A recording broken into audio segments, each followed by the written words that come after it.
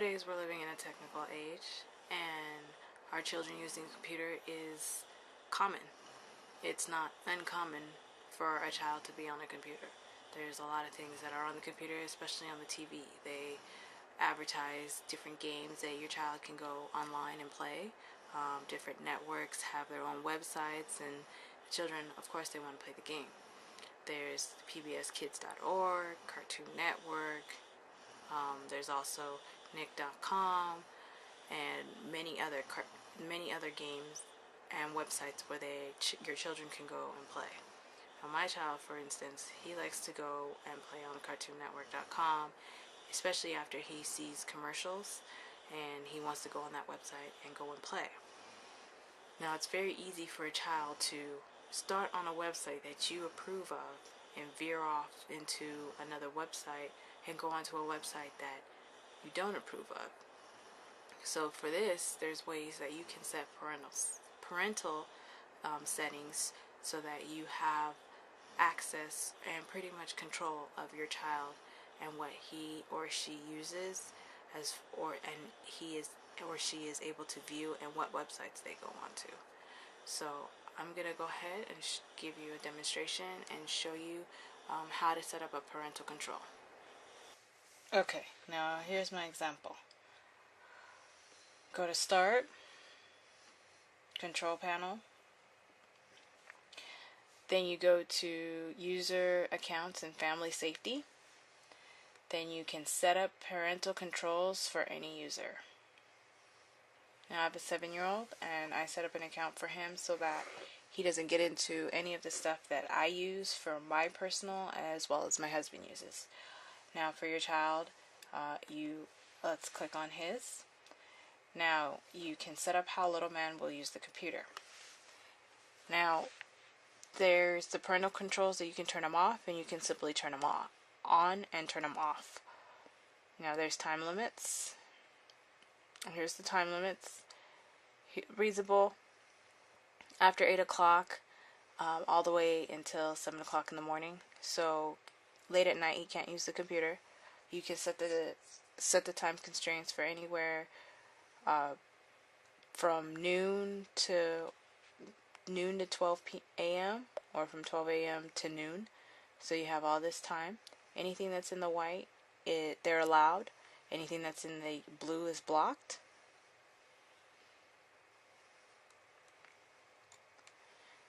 Now the next thing that they have is the different types of games. Now you can allow them to play games or block all the games. Then they have the game settings. There's early childhood, E for everyone 10 and over, teenage, for mature, and adults only. Now there's different types of content that you can block. Let's say you do allow them to play teen games or mature games, but you can block things such as, alcohol and tobacco references, animated blood. They have blood and gore,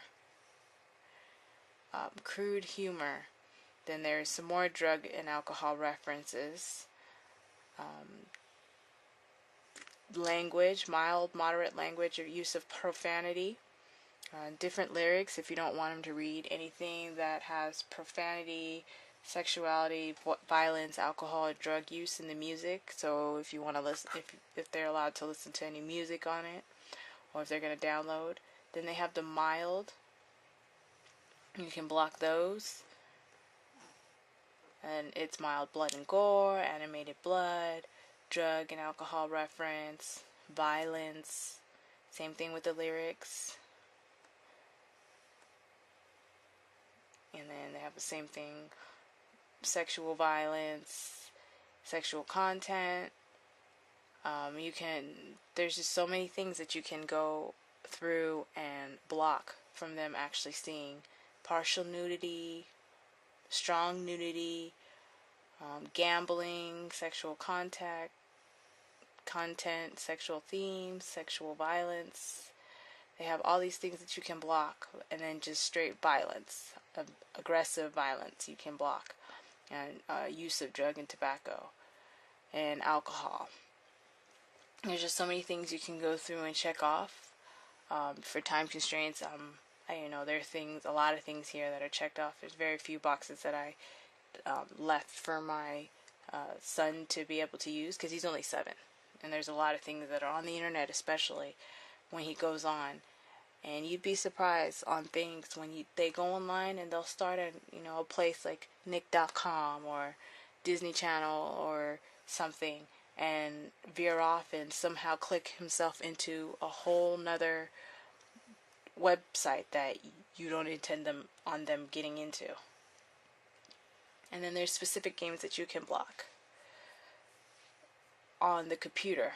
So any games that you have on the computer, let's say you downloaded a game for yourself, a personal game for yourself, and there's a way to always block the game. So anytime that they try to click on the game, it's blocked. Okay.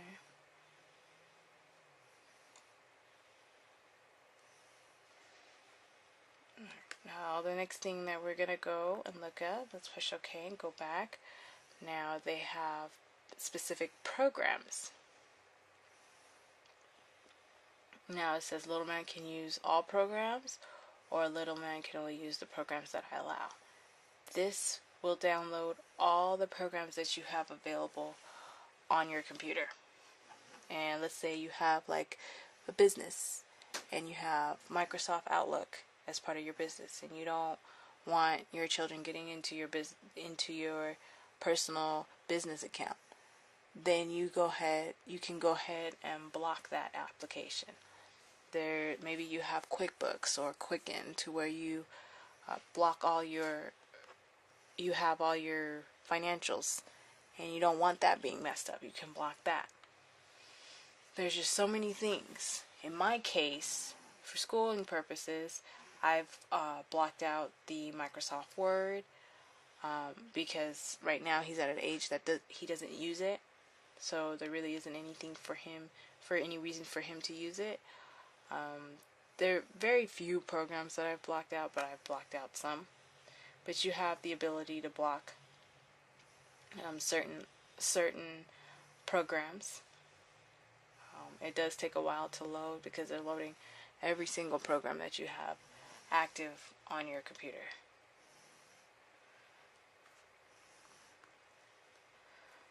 So let's go ahead and cancel that. And then you have the program limits that you can turn on and off.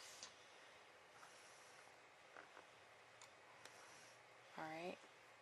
So this is where you can set up all the parental controls for your additional user, child user for that matter, and control how they use the computer.